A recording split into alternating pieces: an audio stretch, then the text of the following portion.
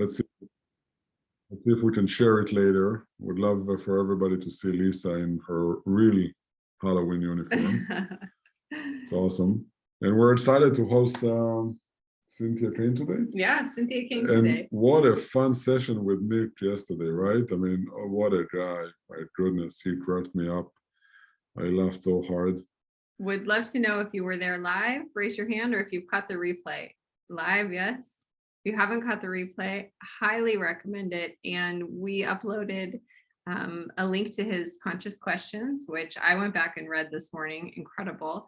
And his free book in the portal, and then the slides as well from yesterday, because I know he went pretty fast, but everything is there in the portal for you to enjoy. And the Conscious Questions are a live link because he said they're ever evolving. So enjoy them. All right, we thought just a minute ago that we're going to be all by ourselves today. Yeah. That everybody is going to be trick-or-treating. It's great. So it's so fun to have you guys with us. And we have Cynthia Kane. You want to share with us? I will. I want to wait another minute or two because I think we might have a couple more people trickling in. Lisa says, I don't see a link to the recording in the portal. I did see the downloads. Okay, I'll check that. Thank you. And I will make sure I uploaded it this morning, but I'll double check. Appreciate you letting me know. Let's use the chat to just check in, see how we're feeling today. It's Sunday, it's Halloween. Maybe you have plans. Maybe this is your plans. Thank you for being here with us. Let us know how you're feeling. And Cynthia Kane is coming up. She has little kids, so she sent us a recording, much like Nishkam week 1. So we'll be watching her recording. She is. And then meet at the end. Meet at the end, yes. So Cynthia Kane is the founder of the Intentional Communication Institute and the author of the bestseller Communicate Like a Buddhist. She teaches people how to change the way they communicate so they feel confident and present in their interactions. And she has helped over 50,000 people become more responsive than reactive, speak consciously, clearly, and concisely, learn how to express themselves so they're heard, and cultivate confidence so they can navigate any interaction. I'm really loving this communication series. I really am taking a lot out of it. So feeling good, but tired from last night. That was our Halloween. Thanks for sharing, Lisa. Paula, tired from parties too. Eric loves our costumes. Thanks, Eric. All right, so I'm going to get Cynthia queued up here. Enjoy. Everyone can see my screen? All right. I am so excited that we get to spend Volume these next good? 21 minutes together. We don't have that much time, so I'm just going to dive right into the material. Basically, today we get to spend 21 minutes talking about how to move yourself out of negative self-talk, how to really quiet the negative self-talk, how to shift it. So I am going to share my screen and get us going. Here we are. Okay, so before we get into everything, I do want us to just take a minute and close our eyes. So go ahead and close your eyes and begin by taking 3 long, slow, deep breaths, inhaling slowly and fully through the nostrils and exhaling deeply.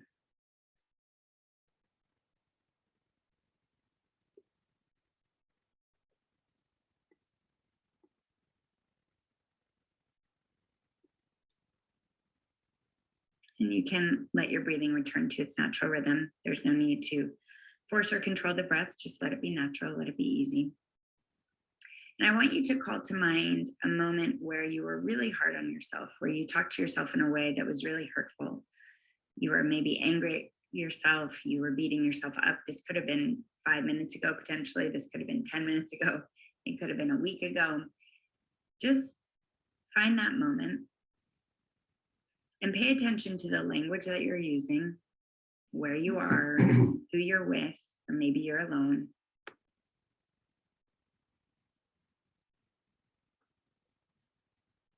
And now I want you to put your attention on the results, so the outcome. Were you angrier after this? Did you feel more frustrated? Were you sad? Did you have to walk away from what you were doing? Did you kind of like throw the pen across the table and, you know, collapse back and think, what's the point? There's no point. Did you get frustrated or, you know, get up and go to the refrigerator and pull some food out? Or did you just feel defeated, like there's no point?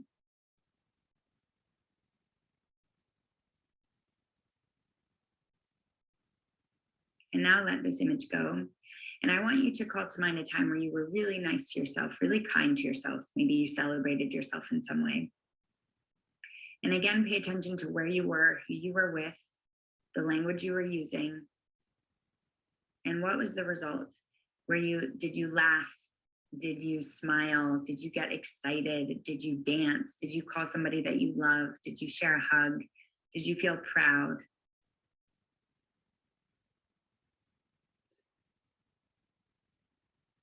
And let this image go. And take a few deep breaths, just coming back into your body. Circle your wrists, circle your head, roll your shoulders up, back and down. And blink your eyes open, noticing the shapes and colors around you. And now what I want you to do, and you can pause me while you do this, is I want you to finish the stems of these sentences. If I dealt with myself more compassionately, I would, things would, people would. When I treat myself with rejection, I am, I feel, I would. I want you to finish the stems of these sentences, and you can pause me and do this. And the reason why I'm opening this talk this way is because I really want you to see firsthand how powerful our language is. That the way that we talk to ourselves really does dictate the way that we engage with ourselves and those in our lives and our environment. We can, you know, talk to ourselves in ways that create more connection and intimacy and excitement and fun within our relationships, or we can talk to ourselves and create more exhaustion, frustration, worry, insecurity, jealousy, envy in our relationships. So I really want you to be able to see how powerful your language is, because it is. And you are very powerful. So we don't have much time, so I'm just going to keep diving into the material. So how negative self-talk is holding you back, that's the first thing we're going to be talking to. Then we're going to talk to the 4 steps to quiet the negative self-talk.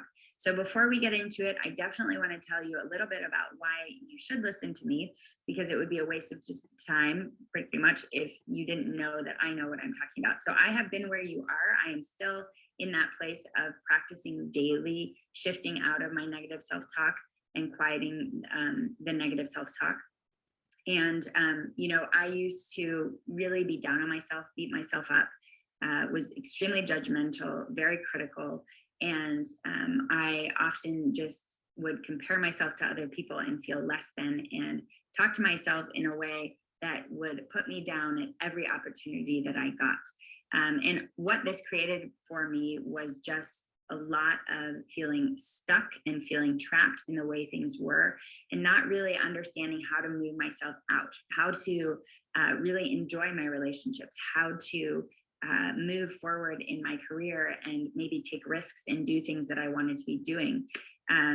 You know, really thinking about my health and you know, moving my body, and I would prevent myself from moving my body by talking myself out of exercising, or talking myself out of eating healthy, right? Basically self-sabotaging myself at any chance I got. And then what happened for me is I learned a way to move myself out of that, and I get to share it with you. And this is something that I've shared with, you know, over 60,000 people at this point, and it truly changes their lives. Their relationships with themselves and their relationships with others. I don't have a lot of time to get into how all this came to be, but if you're interested, you can look up more about me. But I will tell you that I would not be in a thriving marriage and relationship right now if I had not learned how to change the way that I talk to myself about love, about relationships, about partnership, about myself and myself within a relationship, and my expectations of others.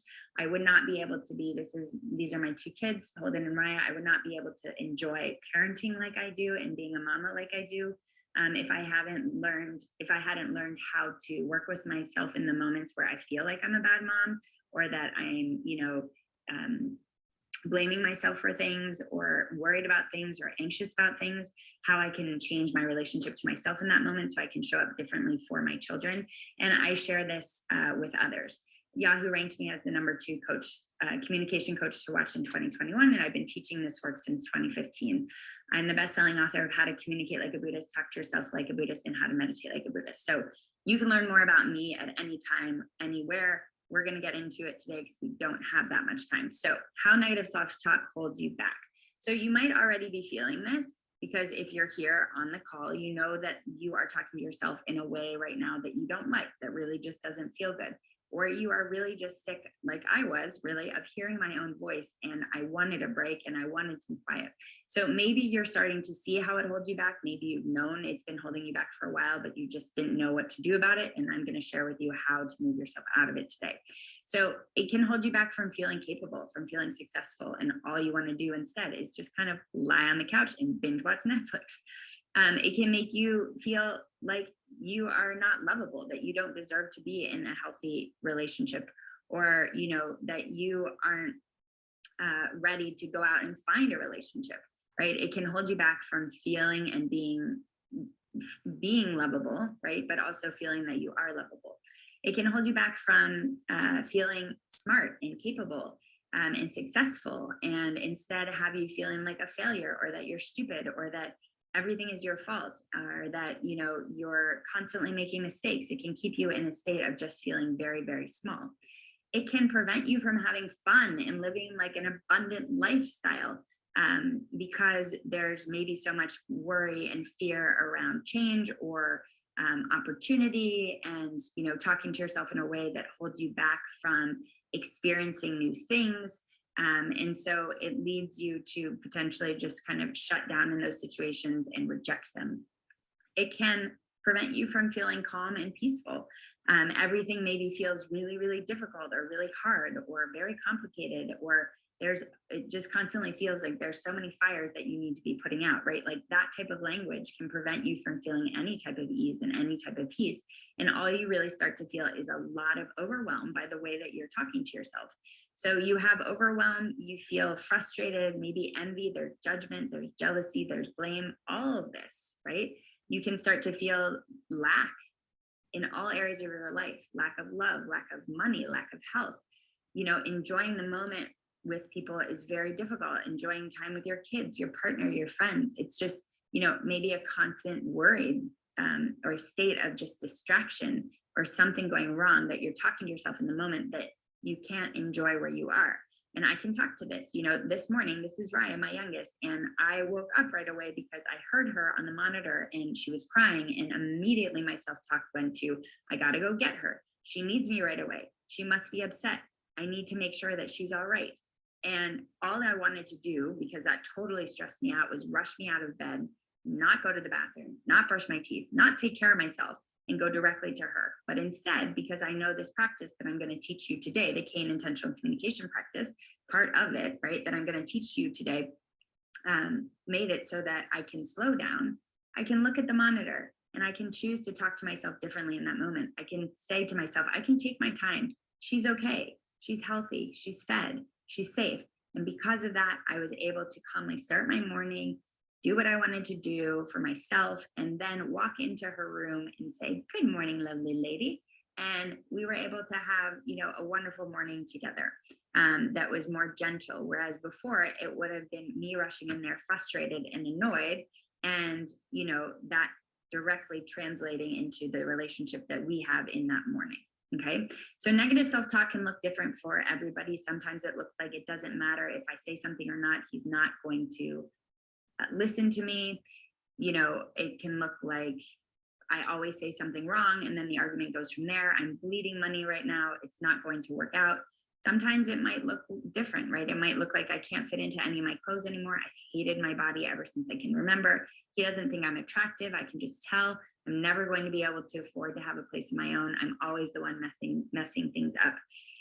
Negative self-talk looks different for everybody, and it will look different for everyone. But what everything has in common is that it will make you feel less than. It will make you feel like a bad person. It will make you feel stupid. you will just feel uncomfortable in some way. You will just feel like you should be better than you are. Okay. And they all have in common is that it's fixed language. So this is like no possibility of change, whatever. And we do this to ourselves, guys, because we put ourselves in boxes that we can't get out of because we fear change. This is just how we are naturally born. Okay. So we talk ourselves out of the possibility of more. We all have what's called this negativity bias. So you could get praise from over like 100 people, and then one person is going to say something critical, and you're just going to focus on that one person, right? And that negativity bias really prevents us from believing that more is possible for us. So we are constantly going back to what we know, which is the negative self-talk that creates more of the same for us, more of that stress, more of that overwhelm, more of that feeling of lack. So here's what the Kane intentional communication practice shows you, though, is that your negative self-talk is showing you, it's showing up to give you possibility to change, to show you that more is really possible for you. So I'm happy to say really that after working with our students, they start being kinder to themselves, and they learn how to change the way that they talk to themselves, which then leads to being able to express themselves more and ask for what they need.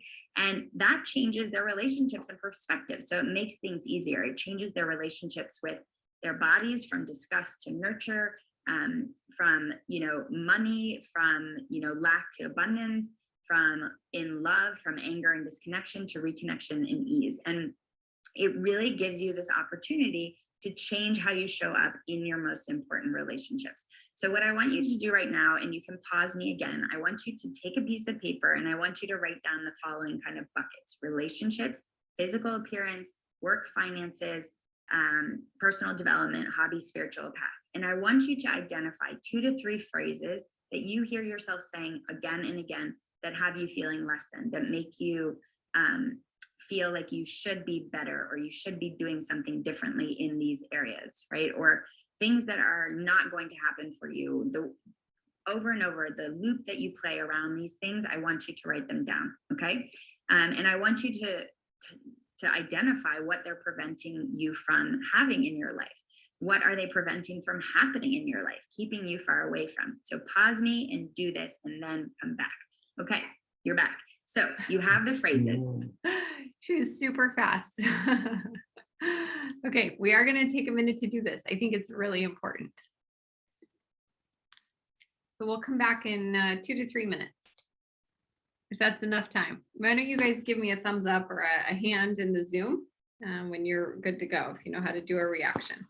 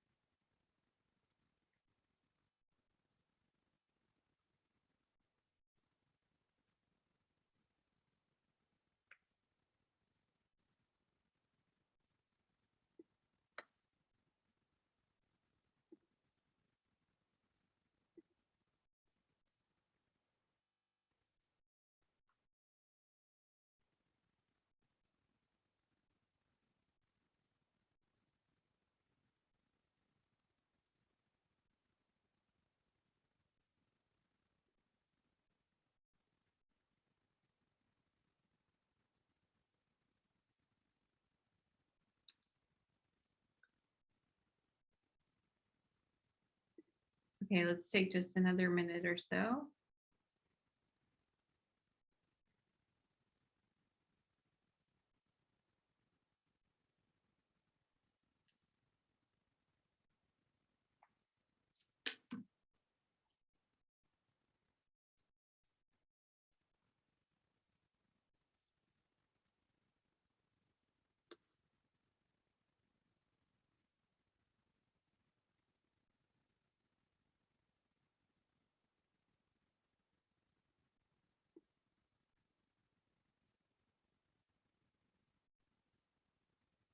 Okay, everyone good if we continue?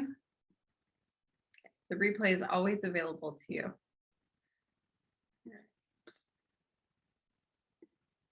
And now you can see potentially what these phrases are holding you back from. And before I get into the steps that we're going to get into about quieting the negative self-talk, I just want you to know how normal this is. Because remember the negativity bias that I mentioned earlier?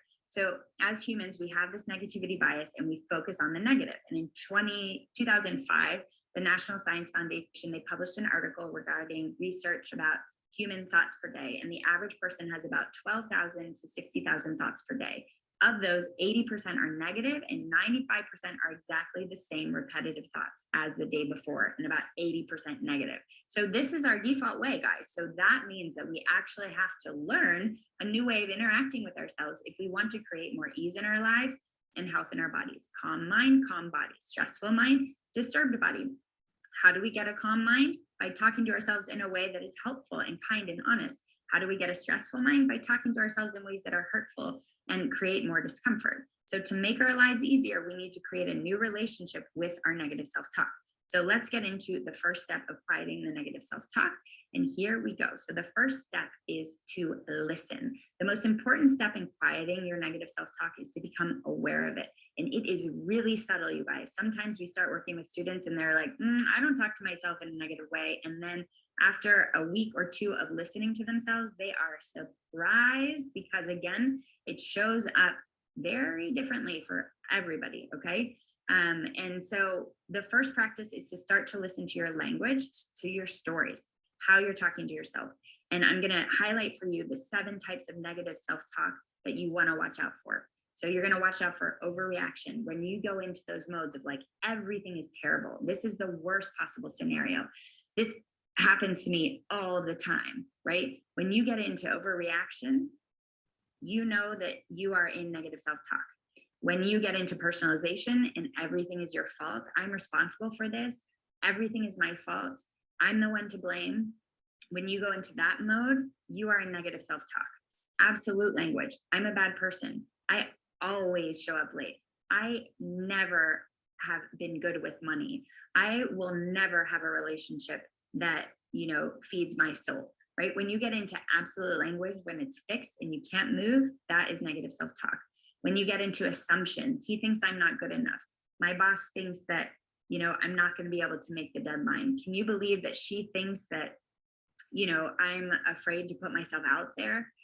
Assumption, 100% negative self-talk. Okay. Expectation. This isn't how it's supposed to be.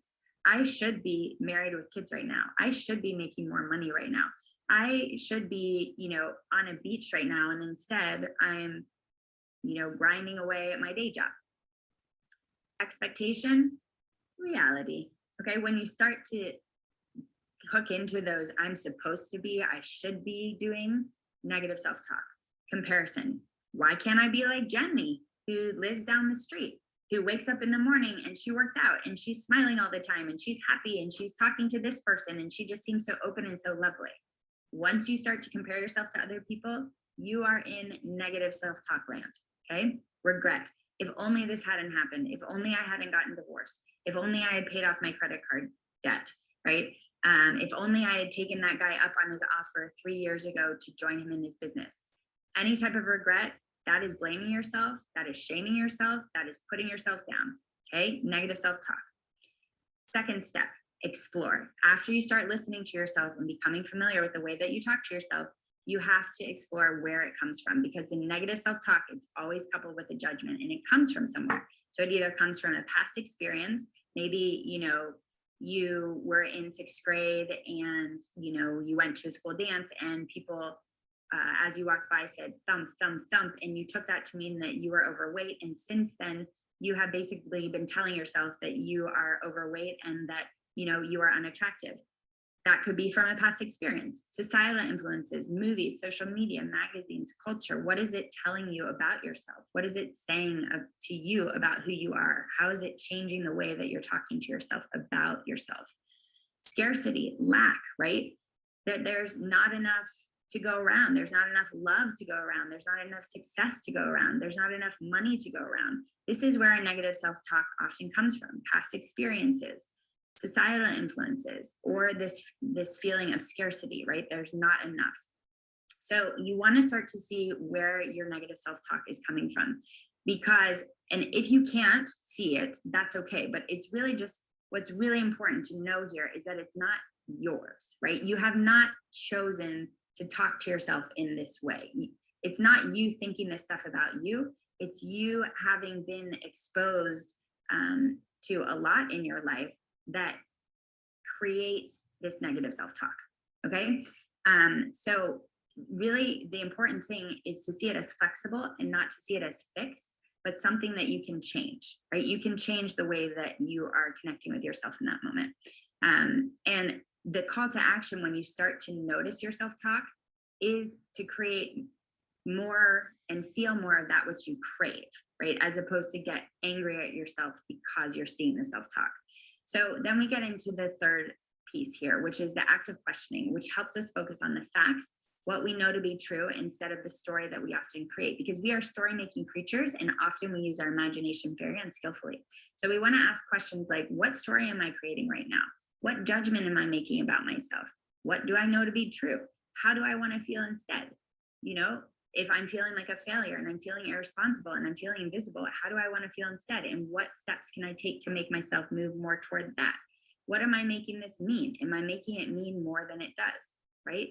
And put simply, it's really, the questions help us see reality, knowing reality. You can't see reality if you are disturbed in some way. If you feel anger and frustration and overwhelm, you are disturbed and you are creating